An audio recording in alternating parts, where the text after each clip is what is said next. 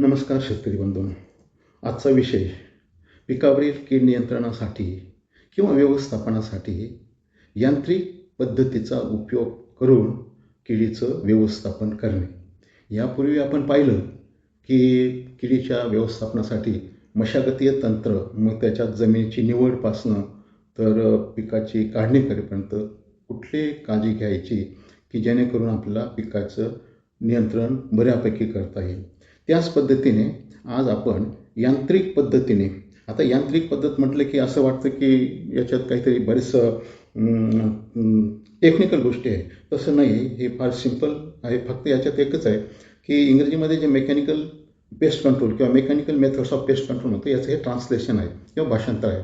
आता ही फार सुटसुटीत पद्धत आहे आणि ही रुटीन प्रॅक्टिस म्हटलं तरी चालेल. फक्त याच्यात आपण किडीचा संसर्ग जास्त होणार नाही याच्यासाठी काळजी घेणं आवश्यक आहे. मग आता यांत्रिक पद्धतीमध्ये महत्त्वाची बाब म्हणजे आपल्याला किडीची ओळख ही महत्त्वाची आहे. किडीची अवस्था कुठली पिकाला नुकसानकारक आहे, अळी आहे का प्रौढावस्था आहे. तसेच काही किडी ह्या निशाचर असतात, म्हणजे रात्रीच्या वेळेस असतात, जसे की फळावरील रस शोषणारे पतंग किंवा हुमणी कीटक. तर अशा पद्धतीने सुरुवातीला किडीची ओळख असणं हे शेतकऱ्यांच्या दृष्टीने अत्यंत महत्त्वाचं आहे. आणि विशेषतः परभक्षक कीटक आणि किडींमध्ये बरेचसं लोकांचं कन्फ्युजन होतं. तर त्याच्यासाठी किडीची ओळख, तिची म्हणजे उपजीविकेची परिस्थिती कशी आहे, कशी ती रस शोषणारे आहे का पानं खाणारे आहे का खोड पोकणारे, ह्याची माहिती असणं आवश्यक आहे. आणि त्या दृष्टीने आपण विविध यांत्रिक पद्धतीचा उपयोग आपण कीड व्यवस्थापनासाठी करू शकतो. आता याच्यात प्रमुख जे म्हटलं आपण की किडीच्या विविध ज्या अवस्था मी आता म्हटल्याप्रमाणे, तर त्यांचं नियंत्रण कसं करायचं किंवा ते गोळा करून नष्ट करणं या संदर्भात महत्त्वाचं हा भाग आहे. आता आपल्याला कल्पना असेल की किडीचे जे प्रमुख आहेत, जे आपल्याला सहजासहजी लक्षात येतील असे किडी, हे आपण सहजासहजी गोळा करून नष्ट करू शकतो. अर्थात फार बारीक किडी असली तर ते आपल्याला प्रॅक्टिकली शक्य पण नाही. पण जे ढोबळमानाने दिसणारे किडे आहेत की जसे फळातील रस शोषणारे पतंग किंवा हुमणीचे किंवा गोगलगाई वगैरे. आता फळाचे रस शोषणारे कीटक म्हटलं किंवा पतंग म्हटलं की याचं वैशिष्ट्य म्हणजे हा सर्वसाधारण मृगबहाराचे फळं ज्यावेळेस पक्व होतील, सर्वसाधारण ऑगस्ट नंतर याचा जास्त प्रादुर्भाव होतो. आणि ह्या किडीचं किंवा ह्या पतंगाचं वैशिष्ट्य म्हणजे त्याच्या इतर जी अवस्था आहे, अंडी, अळी आणि कोश, ही इतर वनस्पतीवर, पर्यायी वनस्पतीवर तयार होते, विशेषतः वेलीवर्गीय. आणि याचा फक्त पतंग हाही फक्त रात्रीच्या वेळेस फळातील रस शोषून घेत असतो. आणि हा याच्यासाठी नियंत्रणासाठी थोडी अवघड परिस्थिती असते, कारण आता सांगितलं मी तुम्हाला की याच्या बाकीच्या अवस्था ह्या इतर वनस्पतीवर असतात आणि फक्त पतंग हा रात्रीच्या वेळेस येतो. मग याच्यावरती वेगवेगळे प्रयोग झालेले आहेत. त्याच्यातलं काही जे आपण पॉयझन बेट्स याचेही प्रयोग झाले. आणि त्यातील महत्त्वाचं आणि हमखास किंवा ज्याला आपण शुअर पद्धत जी म्हणतो आपण, ती ही पतंग गोळा करून नष्ट करणे. आता विशेषतः रात्रीच्या वेळेस आपण बॅटरीच्या प्रकाशात हे जे पतंग असतात, हे एकदा फळावर बसले की मोठी साईज असते, याच्यात विविध प्रजाती पण आहेत. आणि एकदा फळावर रस शोषायला लागले की ते सहजासहजी आपल्याला गोळा करून घेता येतं. आणि आपण कीटकनाशक मिश्रित पाण्यात टाकून ते नष्ट करता येतं. आता आपण म्हणाल की बाबा मग एक एक पतंग गोळा करणं कसं शक्य आहे, परंतु ती गरज आहे. कारण एक पतंग म्हटलं तरी रात्रीतनं 5-10 फळांचं नुकसान करतो. बरं, त्याच्यातली त्याची जी सोंड आहे ती एकदा फळामध्ये खुपसली आणि रस शोषला की तिथं नंतर मग फळ सडायला सुरुवात होतं काही दिवसानंतर, म्हणजे ते फळ बिनकामीच होतं. याची जवळजवळ समजा त्याची जीवनावस्था आहे ती जवळजवळ 8-10 दिवसाची असते. म्हणजे एक पतंग जरी नष्ट केला तरी आपण जवळजवळ 50-60 फळं वाचवू शकतो. आणि एवढंच नव्हे तर याची जी पुढची म्हणजे हा एक पतंग जर अंडी द्यायचं म्हटलं की 50-60 अंडी देतो. मग याची जी प्रजोत्पादन आहे त्याच्यामुळे सुद्धा पिकाचं नुकसान होऊ शकतं. म्हणून याच्यासाठी उत्तम पद्धत ही थोडंसं कष्टाचं आहे, परंतु पतंग गोळा करून नष्ट करणे हेच महत्त्वाचं आहे. दुसरी कीड सांगितली मगाच मी की हुमणी.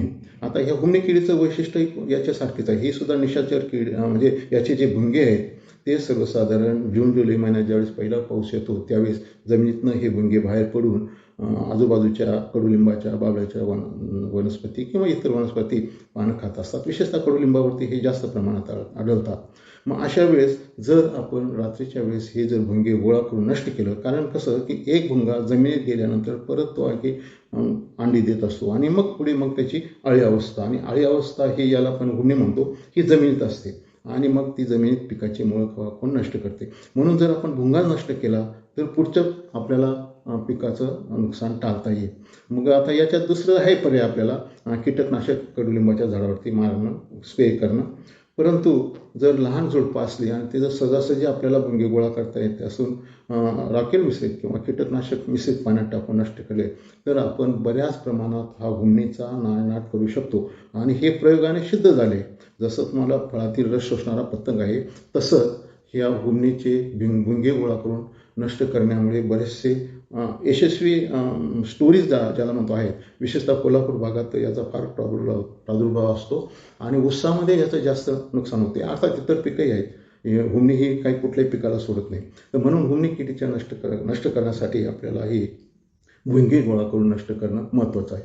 आता तिसरी महत्त्वाचे कीटक म्हणजे ज्याला आफ्रिकन जॉईंट स्नेल्स म्हणतात, म्हणजे आफ्रिकन शंकी गोगलगाय.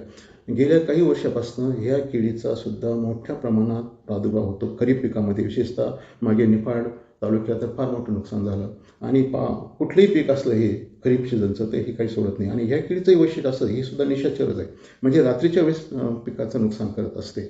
आणि मग बरं ही जी गोगलगाय ही खूप मोठ्या आकाराची असते. त्याच्यावरती जे टणक कव्हर असल्यामुळे ती काही कुठल्या फवारणीला दाद देत नाही. मग याच्यात सुद्धा महत्त्वाचा आणि उत्तम पर्याय म्हणजे हा कीड आहे किंवा ज्याला आपण शंकी गोगलगाय म्हणतो. हिचं नियंत्रण करण्यासाठी ती गोळा करून नष्ट करणे हेच महत्त्वाचं आहे. आणि विशेषतः याच्यासाठी दुसरा एक उपाय आहे जो आपण याच्यासाठी सुद्धा सांगतो की देठ कुरतरणारी अळी ती सुद्धा जमिनीत असते, तसेच ही शंकी गोगलगाय.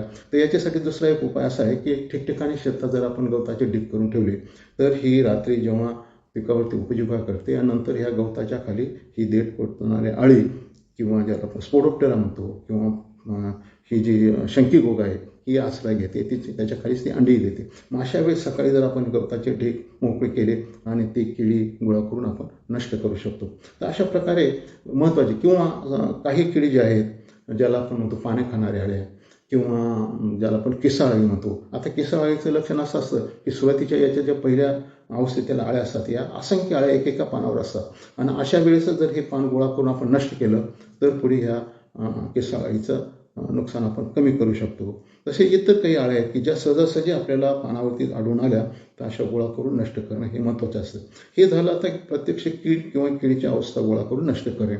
दुसरं म्हणजे सगळ्याच किडी आपल्याला काही गोळा करून नष्ट करणं शक्य नाही. तर त्याच्याबरोबर जर किडीने दूषित भाग असेल तर त्या दूषित भागासह जर आपण कीड गोळा करून नष्ट केली तर उत्तम असते. तर याच्यातलं उदाहरण तुम्हाला जर सांगता येईल की ज्याला आपण म्हणतो पिठ्या कीड किंवा तसेच दुसरी एक खवली कीड ही फळबागावरती असते, इतर याच्या पिकावरती असते.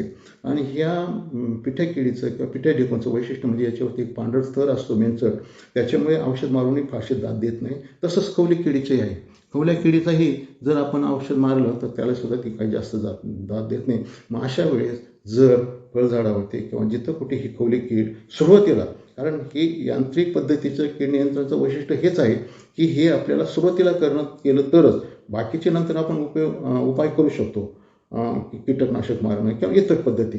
तर सुरुवातीला जर आपण म्हणतो ना न रहेगी बास न बजेगी बासरी, सुरुवातीला जर आपण हे किडीचं आपण छाटून फळझाडावरती असतात तो भाग छाटून पिठ्या कीड किंवा खवली कीड आपण नष्ट करू शकतो. आणि कीड गोळा करणं शक्य नाही. तसंच याच्या लिप मायनर म्हणजे ज्याला आपण नागाळी म्हणतो किंवा स्पायरलिंग व्हाईट फ्लाय म्हणतो, ज्याला लोकरी पांढरी माशी म्हणतात. तर याचे सुद्धा ठराविक ठिकाणी जास्त सुरुवातीला अटॅक असतो, प्रादुर्भाव असतो. मग तोच गोळा करून ते किडीचं सहज गोळा करून जर नष्ट केली तर अशा पद्धतीने आपण कीड चांगल्या पद्धतीने नियंत्रण करू शकतो. आता ह्या ज्या दोन पद्धती आहेत की प्रत्यक्ष किडी किंवा किडीची अवस्था गोळा करून नष्ट करणे आणि प्रादुर्भाव झालेला किडीचा भाग गोळा करून नष्ट करणे. आता ह्याच्यात थोडंसं असं वाटणं शक्यता आहे आपल्याला की बुवा हे कसं शक्य आहे. तर याच्यासाठी स्पेशल एफर्ट्स घेण्याची गरज नाही. आपण सहज शेतात जातो, पाणी देतो, पाणी देताना असतो किंवा त्याच्यासाठी आपण प्रत्यक्ष बागेत चक्कर मारून आपण हे सहज गोळा करून नष्ट करू शकतो. पण नष्ट करणं म्हणजे याचा अर्थ असा नाही की ते गोळा करून कडेला जमिनीत किंवा बांधावरती टाकणे, तर ते पूर्णपणे नष्ट करायचं. किडी जरी गोळा केल्या तरी औषध मिसळत पाण्यात टाकूनच त्या नष्ट करायला पाहिजे. किडीचे भाग किंवा प्रादुर्भाव असलेले भाग जर वनस्पतीचे गोळा केले तर ते पूर्णपणे जाळून किंवा जमिनीत जाळून नष्ट करणं पाहिजे. नाहीतर काय होतं की आपण गोळा करून कुठेतरी एका बाजूला टाकतो आणि मग परत तो प्रादुर्भाव सुरू होतो. तर अशा पद्धतीने ह्या 2 ज्या पद्धती आहेत की ज्याला आपण यांत्रिक पद्धतीने कीड नियंत्रण म्हणतो, हे फार महत्त्वाचे आहे. कदाचित त्याचं आपल्याला थोडंसं कष्टप्रद आहे, परंतु आपल्याला पुढचं जर नुकसान टाळायचं असेल, पुढचा जर खर्च कमी करायचा असेल, तर ही यांत्रिक पद्धत म्हणजेच mechanical method of pest control ही अत्यंत महत्त्वाची आहे. आणि याच्यातही अजून मेकॅनिकल मेथडमध्ये किंवा यांत्रिक पद्धतीत अद्याप अजून बाकीच्या पद्धती आहेत. पण वेळोवेळी आपण आता इथंच थांबू आणि बाकीच्या पद्धतीचा उल्लेख आपण किंवा त्याच्याबद्दल आपण पुढे संवाद साधणार आहोतच. तर मी इथंच थांबतो. धन्यवाद.